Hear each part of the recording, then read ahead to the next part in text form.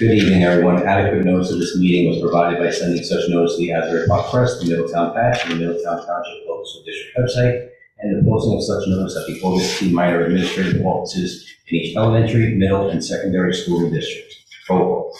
Mrs. Caminiti? Here. Mrs. Farley? Here. Mr. Fitzgerald? Here. Mrs. Minuis? Here. Mrs. Skolaski? Here. Mr. Tolt? Here. Mrs. Wright? Here. Mrs. Tobacco? Here. Mr. Capone? Here.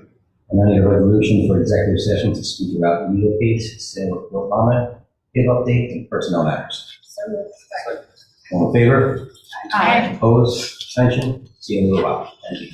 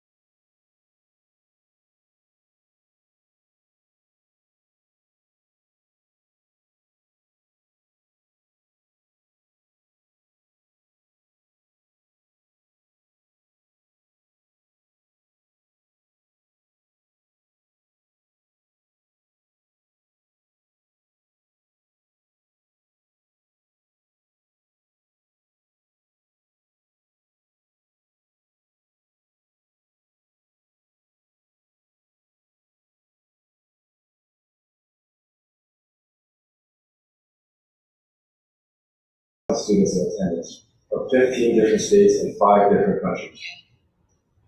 The students who attended had a great experience of learning and participating in how to effectively implement change at the world level of government. The Mid-South academic team competed in the JFK Memorial High School Academic Tournament on January 26th and placed 4th, 5th, and 8th out of 16 schools. Congratulations to Mia Dimitri, Joe DeMarco, Sean Brady, and Merrick Collins. Their film Panic was selected as an honorable mention at this year's Sun Valley Junior Film Competition in Sun Valley, Idaho. The film was selected from a field of over 500 film submissions from 68 different countries. 39 of our students were inducted into South Chapter of Science National Honor Society on Wednesday, February 13th. Approximately 100 students attended South's first winter formal on February 15th. It was a great success. The winter sports season is winding down with teams competing in postseason play. Seniors Rosie Shea and Maddie Hussey won the 3,200 meter race and shot put, respectively, at the North 2 Group 3 championships. Junior Peter Challier won the pole vault title, clearing a height of 12 feet and 1 inch.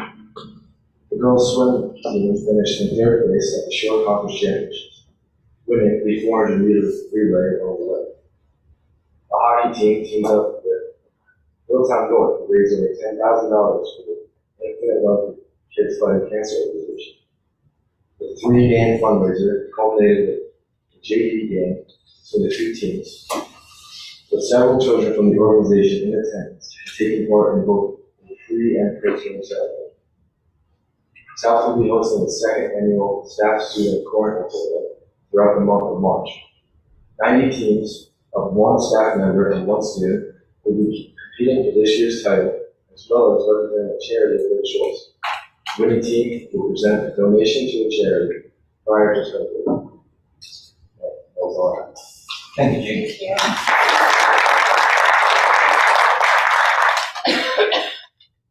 Speaking next from High School North, Mr. Aiden Policiero.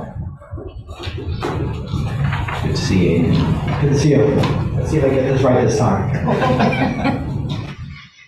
What makes it exciting? We have it.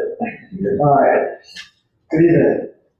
As a bride, our student and staff member of the Month Recognition Program celebrates excellence. It serves as our school community's foundation.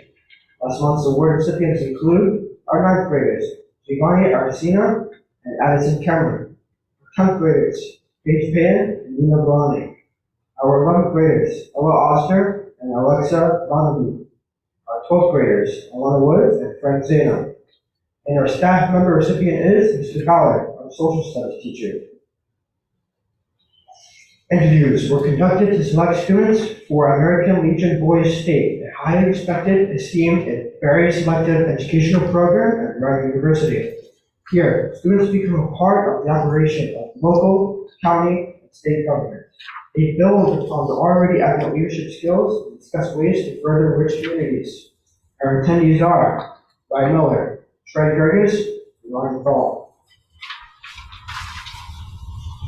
17 of our students earned the seal of biliteracy, a prestigious academic honor that demonstrates proficiency in 2 or more languages. These include Andy Abram with Spanish, Sergio Isidro with Spanish, Haley Robertson with Spanish, Kylie Kolinsky with Spanish, Alton Brown with Spanish, Jeffrey Matos with Spanish, Alonso Otorola with Spanish, Ty Boiler with Spanish, and Alyssa Uraga with Spanish and French, Talia Fernandez with French and Portuguese, Emily Dixie with French, Theodora Isaac with French, Daniela Larharo with Italian, Amanda Ellison with Italian, Ashley Malone with Italian, Ellie Carson with Italian, and lastly, Olivia Zaribic with Italian. Our guidance department hosted its annual Parent College Application Information Night on February 15th. The session features strategies, insights, and timelines for class of 2025.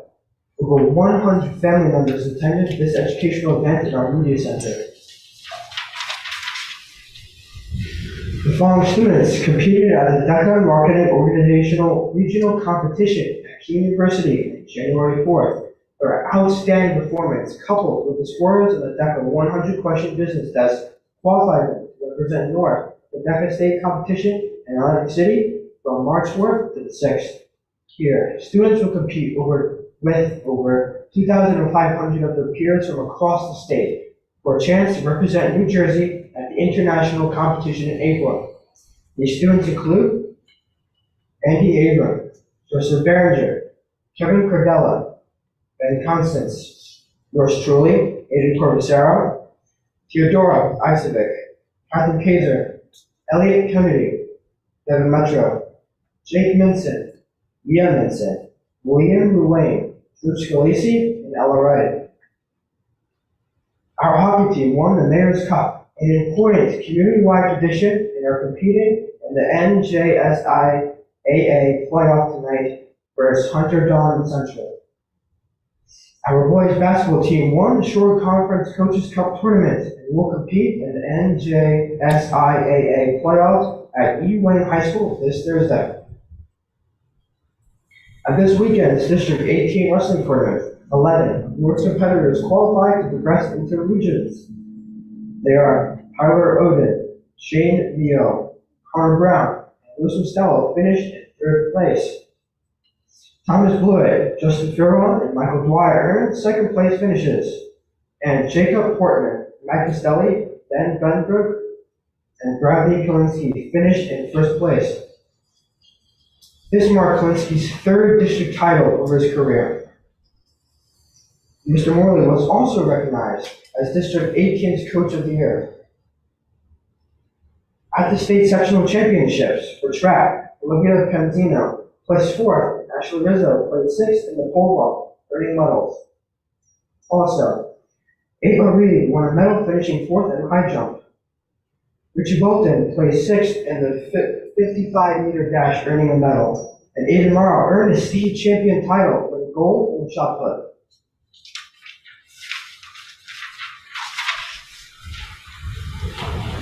Freshman for a Day, a program that enables 8th grade students to authentically experience classes here at North is underway. 110 students from Bayshore, Thorne, Thompson, and several other local private schools have taken advantage of this opportunity.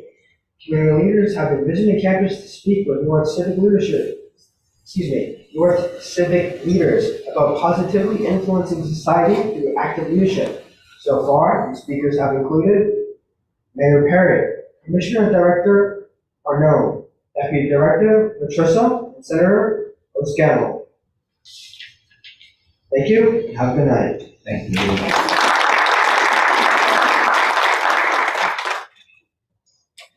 Okay, now we'll start with our committee reports. We'll return the microphone to Mrs. Farley for curriculum and instruction. Thank you. We met last week. Not a terrible amount of things to report, but I did want to touch on the district calendar for 24-25 is on the agenda for a vote tonight, as you all know.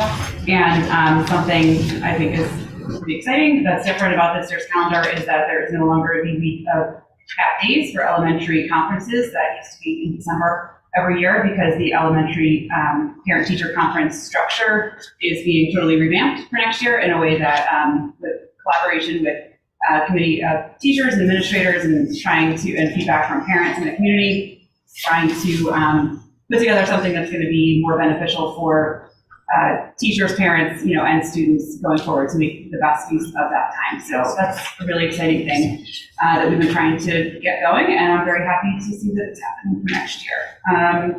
And I guess the only other thing I was going to hit on, Aiden talked about it a little bit, but the seal of biliteracy, there were 17 students at High School North and also 3 at High School South who earned that this year, which is really impressive. That's all. Very nice. Thank you, Ms. Farley.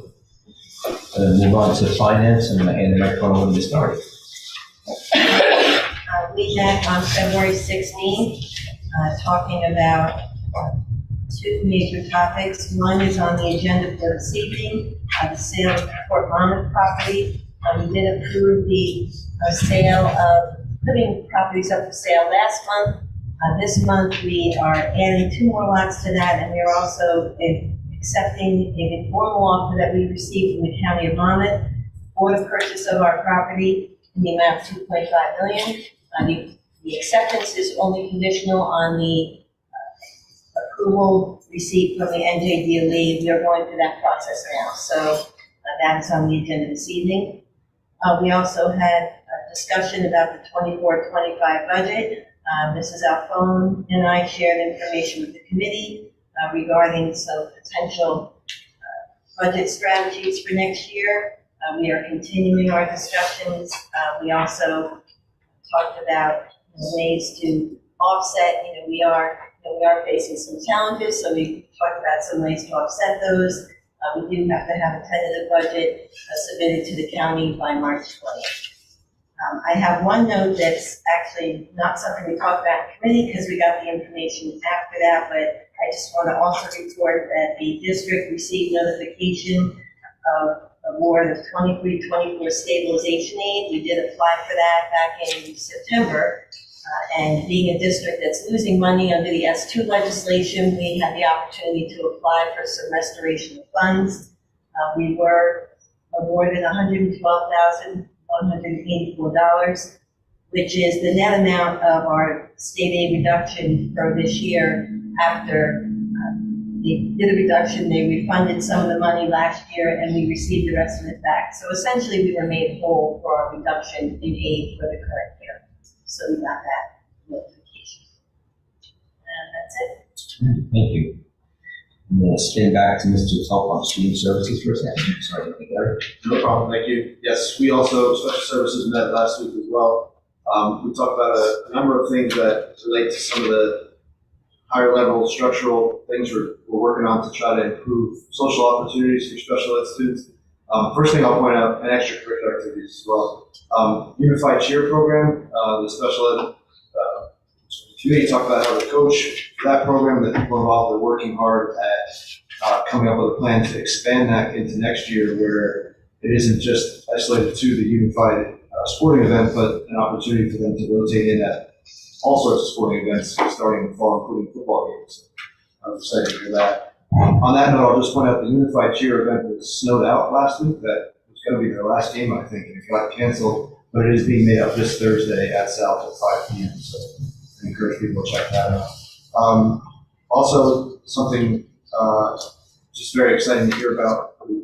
We got some feedback at the parent forums where we learned that there's a group of high school students here at North who had an idea for a club that they came up with called AAA, which is Athletes Athlete Allies. Athlete Allies for Autism. So this is a group of high school students, athletes, who came up with the idea where they're going to travel to elementary school autism classrooms to engage in sports activities with the students in those classes. A number of the kids involved in this are the older siblings of younger autistic siblings, and they found great benefits and opportunities in their life with their siblings, and they want to expand that to the school community, which was awesome. And Ms. Alphone worked with them to try to move that along. They thought they had hit a roadblock, but it looks like it's going to happen as soon as March. They're going to get started with that. And then last week, we talked toward the end of last year about just trying to brainstorm and come up with ways to identify and curate and coordinate the social opportunities for special ed students. One kind of practical achievement that they're working on now is coming up with a centralized single landing page off of the district website where all clubs and activities can all be accessed, in the same place in sort of a standardized, centralized, real-time manner for the access and communication about clubs, about their meeting times, things like that. So there's a lot being pulled together from a lot of different corners of all the buildings, and hopefully that's going to be good. Thank you. Great, thank you, Mr. Tulp. Moving to facilities, Ms. Minions.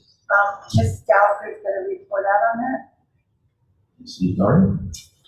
Thank you. The Facilities Committee met also on February 16th. We discussed a variety of topics. One of them was the committee received an update on the master facilities assessment work that's currently being performed by Spiesel Architectural Group. We did that through Google Meet with Steve Siegel and Uncle Pam Child. They have completed a certain portion of the work, looking at building envelope, roofs, windows, doors, etc., walking through most of the buildings at this point. And the next stage is to meet with the administration of each building to identify instructional program needs and other facilities issues that need to be addressed. We are going to be updating our long-range facilities plan based on the work done in this assessment. We are required to do that at 5-year intervals, so this will allow us to update our long-range facilities plan and also give the boards and the administration more information for future planning. Can I just ask you real quickly with regard to Spiesel? And I know that you guys have them as the committee. When can the rest of the board expect to see maybe something substantive? Like we're paying them a lot of money every month as part of this master plan, and I know a lot of those board members did walkthroughs of all of the buildings over the course of the last couple of years and met with administration, and it kind of feels like Spiesel's maybe repeating some of that work. Obviously, we're not architects and we're not in a position to be making suggestions for master plan purposes, but I'm just kind of wondering when we could expect to see some something substantive to review there, and especially because I noticed that they said next step would include solicitation of community input, and I'm just wondering, what is there even to solicit? What are they finding? What do our schools need specifically, and what community info could be relevant to that? So when they get closer to a final report, they will be coming back to present to the board and. Do they give any kind of timeline for that? They are looking at toward the end of this school year, that we would do that. It does take some time. They're doing a lot of this stuff off hours when students aren't in the building and meeting with administration when they're not tied up with students. So we are working through it, but definitely before there would be a final product issued, there'd be more discussions with the board and presentation. I mean, they're doing specific things to update our long-range facilities plan, so it would be, as far as the instructional program piece goes, it would be taking that and then crystallizing it into specific items in our long-range and along with budget numbers for that too. So it's more than just saying, well, what would you like to see? It's how would we get that done and how much would it cost? So that's all part of this process as well. And could you explain to everybody how SPISA works? Is he on retainer? Does he get paid for each job? We get proposals for each assignment that's given, whether it be this or whether it be something related to a project. They develop a proposal based on the time that they anticipate putting in. We review that and then it goes on the agenda for the board to approve. And they've always been a part of the long-range plan. Well, they have been working with us for the last several years, and so when we do long-range facilities plans updates, they have assisted us in doing that. So we are required to do that with the DOE, like I said, in certain intervals, but it also is something that's an important tool for the board for planning purposes. Now, they're involved, we talked a little bit about the Winthrop complex. Is SPISA involved in that? Yes, that was going to be part of our committee report, but yes, they are. So our project updates, a couple of things I just want to touch on is the high school north turbine track. As you know, we did award those contracts at a previous board meeting. We are currently working with the contractors on the timeline and the details of the project. Work will begin at the end of the school year because we really can't disturb the field before the end of the school year, but there's a lot of pre-work that goes into that, but you won't see anything physical until the school year ends. We also talked about, I'll skip down to, Mrs. Minui's just mentioned the Lincroft Annex. We are looking at that facility to perhaps transition our transition program that we have in the high school over to that facility. But we never used that space for educational purposes, or if it was a very long time ago, not anything recent. So SPISA is involved. We had them look at the site, and we are talking with our administration and we're trying to find the plans to that building. The township may have them too, but anyway, just to see what upgrades or what things we might need to fix before we can use it as an educational facility. The NJDOE will have to approve that as well. And then also what alterations we may want to make to accommodate the program. So we are currently working with them to develop that scope and then what the budget for that would be. Is that part of the retainer that we have with them, or is this an independent? Because I don't think any of us, we didn't vote on bringing them in to look at anything. Right, we don't have a retainer. Okay. Again, when we have a specific project, they develop a scope and a fee, and then we approve that separately. So when they do come back to us with what they think needs to be done at the Lincroft Annex, then they would develop a proposal. And they would say, this is, what our fees would be to assist with this project. We review it, and then we would approve that. So they developed a proposal for no cost. I'm sorry? They developed a proposal for no cost, or we're paying Well, a them? proposal, but not the plans for the project Sure. and the scope, right? But yeah. Okay, got it. But it's just cosmetic, we need SPISA. I don't believe it's just going to be cosmetic. I mean, they're assessing all of the systems, the HVAC, the ventilation, any other things that they need to be improved. I mean, they're looking at the whole building envelope, and also there's going to be some changes inside the building to change the layout and so forth. So we have to take all that into account. I can't tell you what the scope of work is going to be right now, but it does seem to be that it's going to be somewhat more than cosmetic. We're hoping nothing too major, but it's not gonna be just painting and things like that. You know, we're probably getting that feedback. Another thing we talked about is, it's actually on the agenda, or it was on the agenda, we approved no, I'm sorry, it is on the agenda. For Harmony Playground, we are approving a contract for the purchase of equipment. If the board remembers, we received a grant for that last year through the local recreation grant program. So we are now awarding a contract to purchase the equipment and to put down some surfacing and also to relocate some existing pre-K equipment that is in the main playground area over to where the pre-K playground is. So we discussed the scope of that. The total cost of all of that work, including the purchase of the equipment that we're adding to the playground, is $111,754, of which $69,000 of that will be offset by this grant. And then the rest of it is included in our budget for this current year, so we will be moving forward with that.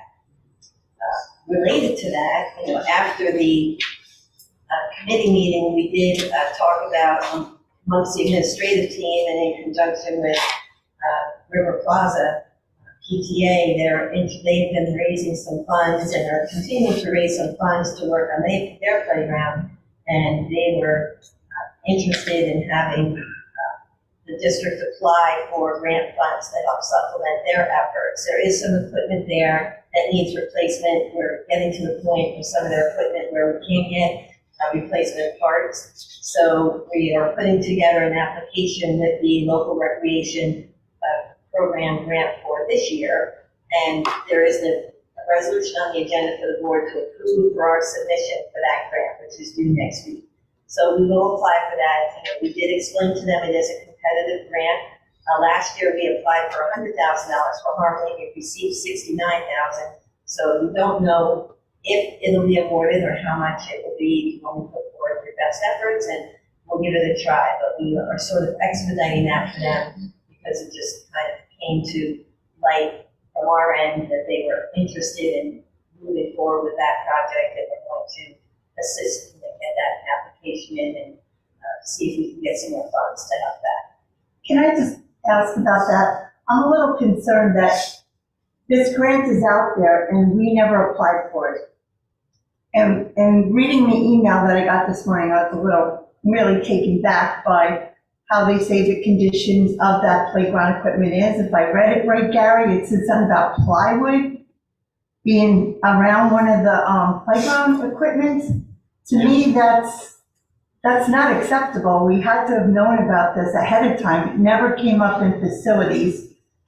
And, you know, now all of a sudden today we find out that, you know, we're applying for this grant when we probably should let every other school apply for the grant too. But obviously they're in dire need. If their playground equipment is surrounded by plywood, that's pretty unsafe. And it never came up in facilities. That just really hit me the wrong way, that how could we let this happen? And how could we have not applied for this grant without them coming to us for it? Why wasn't this automatically applied for knowing that the playground equipment was in such dire need? I mean, we might get it, we might not get it, but by not applying for it, we'll never know. And now we are, but we're only doing it at the last minute. This should have been on the radar before today. That's just my personal opinion. And I think if there's other facilities that, you know, have major issues like plywood and stuff around their playground equipment, I think it should be brought to the facilities committee so that we could address those issues or try to. I just was taken back by the whole email, and I felt bad that we didn't know that ahead of time. And why we weren't going to apply for that grant unless they approached us. That's all. I'm just kind of annoyed by that. The other couple things that we talked about were sustainable jersey for schools, and Mr. Nasser has updated the committee on the progress of our work to obtain a district certification under this program. Certification in this program would give the district a preferred status in the application process for grants offered by this program, as well as being a positive initiative for the district. Each school can get certification as well. High School North is already certified, and the district certification points will assist the schools in getting their individual certifications as well as we pursue that. We also talked about the 24-25 facilities budget. Budget is basically flat. There are no significant maintenance projects or any capital projects currently budgeted at this point in budget development. And we are looking at anything else that we may want to add or alter before we finalize the tentative budget in March. And we did have a note here that we did discuss briefly at the facilities committee meeting on last Friday that Mr. Tulp did mention that the slide at River Plaza was in disrepair. That was the first time we did discuss it at the meeting, was last week, but we did briefly discuss that. And Mr. Nasser did share that the PTA was also looking at that as well. So this all evolved very quickly, knowing that the PTA was also working on raising funds, and so it was decided that a collaborative effort to try to match the grant funds with the PTA's funds would be able to give them an amount of money that could actually move something ahead. I'm not disagreeing with that. I think we absolutely have to go ahead with it. I'm just disappointed that we didn't hear about this. Gary said that something was wrong with the slide. No one ever said, like the email said this morning, it was surrounded with plywood. To me, that's major. You're on a playground with little kids. Harry, you know how long the plywood's been? I know since last year, there's at least the one slide where slide down and there's like a board so that kids can't climb the ladder and fall off. The ladder's there, so that's at least since last school year. That piece that we had. I think this past week's facilities meeting was my first time on that committee, and I'm glad we brought it up and addressing it, certainly going forward. Be aware of any grants that are out there, and whether there's a mature PTA effort or not, get the money in the door. Absolutely, especially when it's a safety issue. That's all, thank you. Thank you. Thank you. Moving on to co-curriculum, Mrs. Eminent. We had a combined co-curricular and technology meeting on January 31st. I will report out on the co-curricular piece. High School South is currently looking for a football coach. The initial interviews took place the week of February 5th, and there was one internal candidate in that pool. Decision has not been made yet, but there will be a decision coming soon. Middletown High School South, at the time of our co-curricular meeting, had moved their ski club trip that they planned in February to March. They've had to cancel March since, as a result of low enrollment. They are committed to having ski club take a shot at this again next year and hopefully publicize a little bit more and try to include some high school north students, because if we can't fill it from a high school south standpoint, there's certainly some high school north students who may want to attend. So we're going to give it a shot again next year. We discussed fundraisers and our current practice of not allowing clubs to take donations. The co-curricular committee agrees that there should be some sort of activity or service that takes place in order to fundraise, not just take straight donations, so we're going to continue that practice. The co-curricular committee also discussed the fact that the policy committee is currently examining our random drug testing policy. And that was the co-curricular portion. The technology portion is either Joe or me. I will be filling in on the board. Thank you, Matt. We had our technology meeting in conjunction with the co-curriculum meeting on January 31st. We went over a few items that are happening in technology. We had applied for the state and local cybersecurity grant program this fall. We've been notified that we will receive some resources as a result of that application. That would include additional multi-factor authentication tokens. We are in the process of continuing to roll that out. We have multi-factor authentication on certain systems at this point. We'll be rolling out more before the end of the school year.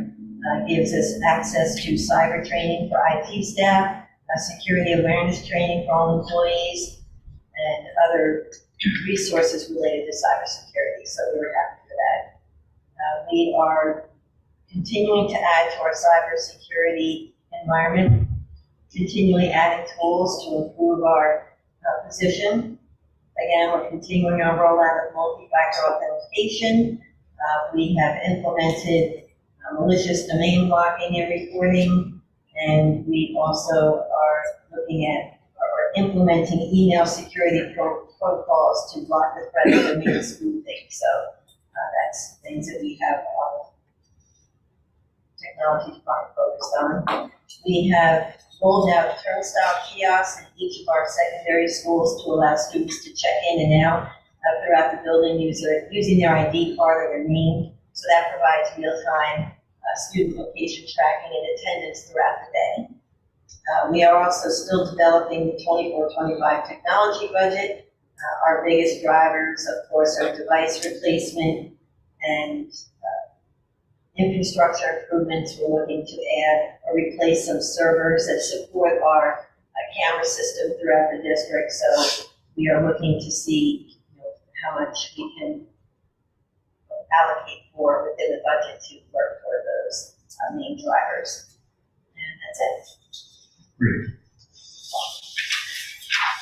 Now moving on to public comment on agenda items only. If anybody wishes to make a public comment, please step to the microphone, state your name and address for the record.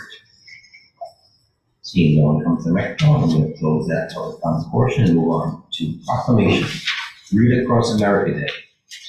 It's March 2nd this year, and it will be taking place throughout the week of March 4th through March 8th. And be it resolved, the Middletown Township Board of Education calls the citizens of Middletown Township to ensure that every child is in a safe place reading together with a caring adult on March 2nd, 2024. Now moving on to Mrs. Calpona, the superintendent's report. Great, thank you.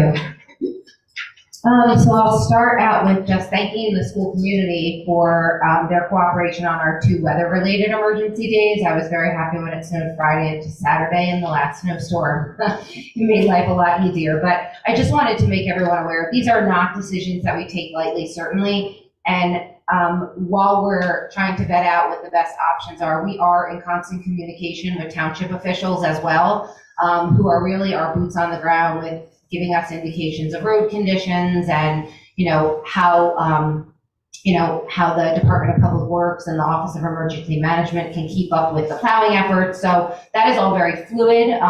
And certainly we always make the decision that's in the best interest of safety. We are traveling a lot of people, students, staff, parents. So we want to always ensure that we're erring on that side of caution. We delayed our opening the other day because we wanted to make sure that it was actually going to snow. That weather forecast was a little challenging. So we do thank you for the cooperation. I know it's never easy, that last minute pivot, but sometimes it's necessary. So as you know, speaking about our calendar, we do not have emergency days built in, which will cause us to have to add on at least 2 to the end of the year. And it's vetted on the calendar how they get added on. We are going to try to combat that with next year's calendar a little bit by building in what are referred to as floating emergency days. There will be one that will be positioned on April 21st, which is the Monday after our spring break.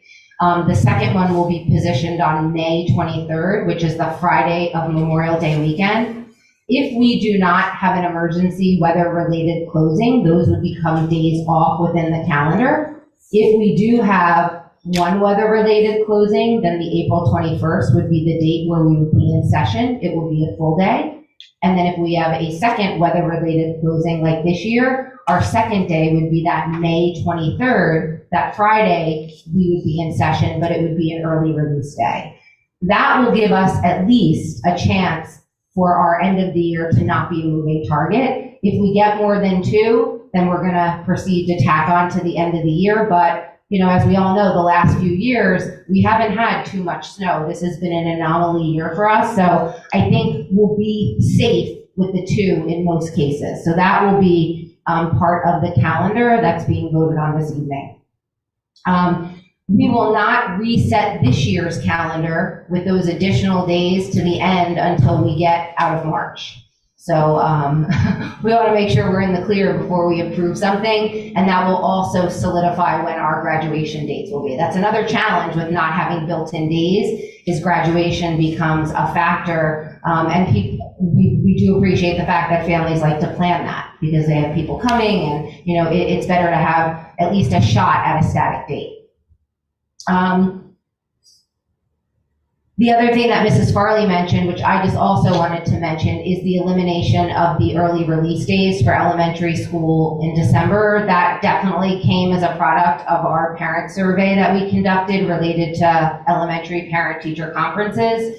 And not only are we going to be eliminating those days, we're also going to be repositioning them in January. A lot of the feedback that we received had to do with not having report cards in hand prior to the conference because elementary school runs on trimesters. So we are going to bump them to January, and there will be a new structure for next year and how they're going to operate. There will still be the availability of an evening conference slot, so that will still remain intact, but how we are going to do them and where they will be scheduled out, we will send that all in the fall of next year, but it will not come at the expense of instructional time.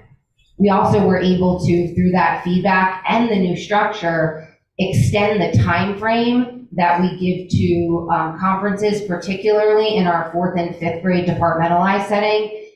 When you're trying to run 50 conferences at a grade level in a finite amount of time, you're looking at a 10-minute, 8-minute conference, which is not ideal. We have, with the new structure, been able to extend that out to 15 minutes per conference. So in some circumstances, we would be doubling that time. So more to come on that, but know that there will be a new structure moving forward for next year.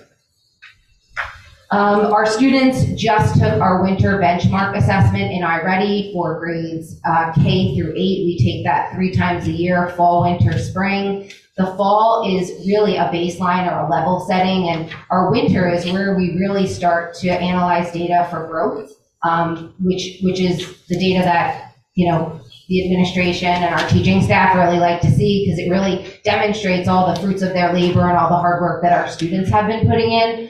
But we also just received, which I wanted to mention, our district's comparison to the state test takers with iReady, and it's quite a large sample. There are over 200,000 iReady test takers in the state of New Jersey, so I would say that's a fairly reliable and valid statistic. And then this is also a nationally norm reference test. When you compare Middletown's student performance to the national norm, as well as the state of New Jersey's, we have performed on our winter benchmark, exceeding both of those other comparative groups. So it's something to be really proud of. We pride ourselves on our high quality of education that we give to our students, and this certainly is one snapshot in time, but an extremely important one because it's not only a measure of how we stack up against other districts in New Jersey, it really demonstrates the high quality as compared to other places across the country. So I am going to be sharing the actual data in my February update so that parents can see. It's going to be broken down in reading and math and also by grade level, not by building, but district collective. But I think it's really, really great information and something, we need to continue to grow and improve on, but also at the same time, something we should be really proud of. And it really does demonstrate the high quality of instruction that takes place across the district on a daily basis. The final thing I just want to mention is we will be also rolling out over the spring to our middle school parents an alteration of our middle school elective structure.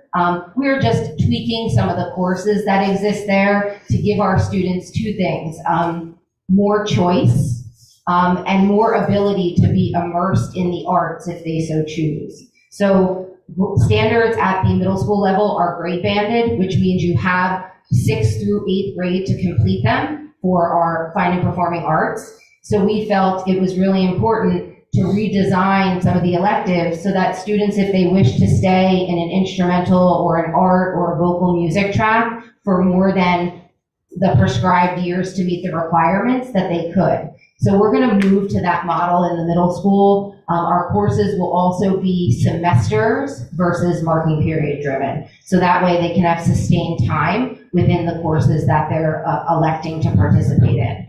Our principals are starting to visit our elementary schools with their guidance counselors, and they'll be sharing more about that information, and the new information will be published in the middle school course guide as we venture into the spring. So again, thank you thanks everybody for the cooperation on the weather days, and my update for February will be out next week. Thank you, Superintendent Malcolm. And moving on, I need a motion to approve the meeting minutes 9A and B. Second. Discussion? All in favor? Aye. Opposed? Abstentions? Board of Education consent agenda and a motion to approve 10A and B. Second. All in favor? Discussion? All in favor? Aye. Opposed? Abstentions? Business office consent agenda. I need a motion to approve 11A through G. Second. Discussion? All in favor? Aye. Aye. Opposed? Abstentions? Okay, recommendation of the superintendent of schools. I need a motion to approve 12A through H minus 12A 256870. Discussion? All in favor? Aye. Opposed? I'm voting no on the yeses and yes on the noes. Aye. Number 2. See number A. That one, Yeah, we'll go on. Okay. the one that's going to. Okay. And now we're going to vote on 256870. Discussion? All in favor? Opposed? I oppose. I'm opposed. Opposed? Yes. Is everybody opposed? Are there any? Amy, roll call, please. Mrs. Palmini, I'm opposed to that one. Mrs. Farley, I voted yes on that one. Mr. Fitzgerald, No. Mrs. Minimes, I'm opposed. Mrs. Galaski. Yes. Mr. Toth, Yes. Mrs. Wright, Yes. Mrs. Tobacco. No. Mr. Capone. No.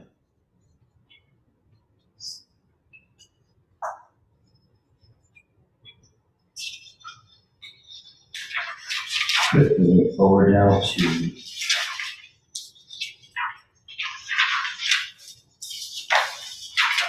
old business. Does anyone have any old business? No one has any old business? Moving to new business. Does anybody have any new business? Yes. I have a couple things, but the first thing I want to ask is, I would like to see us go out and get people to apply for long-term principal substitutes. We need a new list. You extend that a little more. We are always hiring when someone's out. Oh, you're saying temporary? Yeah, long-term substitute personnel administrators. We do advertise for it. Yeah, well, I haven't seen Yeah. any new names Yeah. on here, and our Yeah. pool is empty, so. They're just not out. I mean, we can keep going out, but it really is a hard pool to find. So we do advertise it during the course of the year. All right, I just want to make sure because we haven't seen any new names. Yeah, We needed to use the list. yeah, lately. it's not a deep candidate pool, unfortunately. That's too bad. Okay, my other old business is school events. Leonardo is having their gift auction on March 22nd. Their gift auction is being done differently than others. They are having it where you can buy tickets and drop them into the baskets during the day, or you could come back at night and put the tickets in and watch the calling of the baskets. It will be online so that if you drop your tickets during the day, you could see the numbers they're calling. So that's different. So, you know, if you're busy that night, you can still buy the tickets and you can still support that function. And if you need information, you could go to leonardo.happenings@gmail.com and you'll get the information on that. We also have Thorn coming up this Thursday night. They're doing a dine to donate from 11 to 7 at Siren Seafood right here by Bayshore Middle School. All you have to do is mention Thorn Middle School and they'll get credit for that. They're also having their gift auction on April 25th from 6 to 10 at the Gramercy. Tickets are $95. For more information, you can go to PTA Thorn Middle School at gmail.com. I've also tweeted these invitations out, so if you follow me, you'll be able to see it on the tweets. We have Mavis Singh Variety Show coming up on 3/15. It'll be held at Bayshore. They're also having a trivia night on March 22nd. It's a parents' night out. It's held at the Navasink Library, $25 a person. They're also doing Theater Week the week of 4/15. And this week, 2/27, well, next week, 2/27, they're having STEM night and science night from 5:30 to 7:30 in their all-purpose room. Bayshore's gift auction is coming up on 4/26. Information can be found on the PTA website. Bayview is also having a gift auction on 3/16 at the VFW, $20 to enter, $40 for tickets. It's a bring your own food. That information also you can get on Twitter. I have tweeted it out. And that's all of the school events that I have coming up so far for this month and next month. Okay, does anybody else have new business? I do. You've been talking a lot about budget season, obviously getting ready for next year. And I just wanted to sort of propose that we might consider going out for some RFPs for our vendors for the district, just to try to make sure that we're getting, the best value out of our vendors and also for, our staff and our students in terms of the services that we're bringing in. I don't necessarily have a full list of all the vendors that we use for the district, but just off the top of my head, things like health insurance, architect, special education attorney, construction manager. I don't know. I know there's a lot more, but I think that we should consider putting out, some requests for proposals to try to make sure we're getting the best value and also services out of our vendors.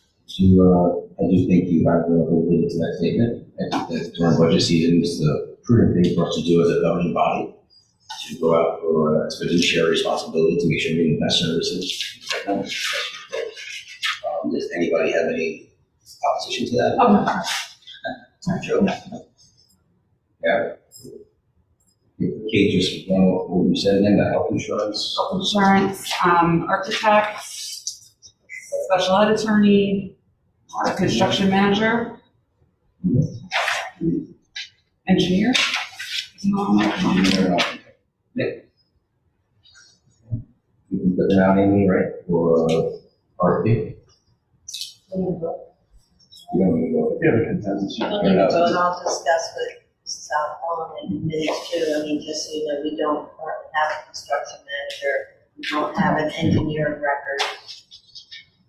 It's a good option, actually. It's a good option, I think. Okay. Does anyone else have new business? Yeah, just really quick. So on behalf of Joe and myself for Bayshore Middle School, in addition to the Ultimate Decades gift auction, which is coming up on April 26th, they are having a dine to donate next week at Siren Seafood from 11 a.m. to 7 p.m. So if you feel like seafood on the 29th, go there and please mention Bayshore. Thank you. Okay, moving on to public comment on non-agenda items. If anybody wishes to make a comment, please set the microphone and name and address for the record. And the comments will be seeing no one coming forward, so I will close the public comment and adjourn the meeting. Second. All in favor? Aye.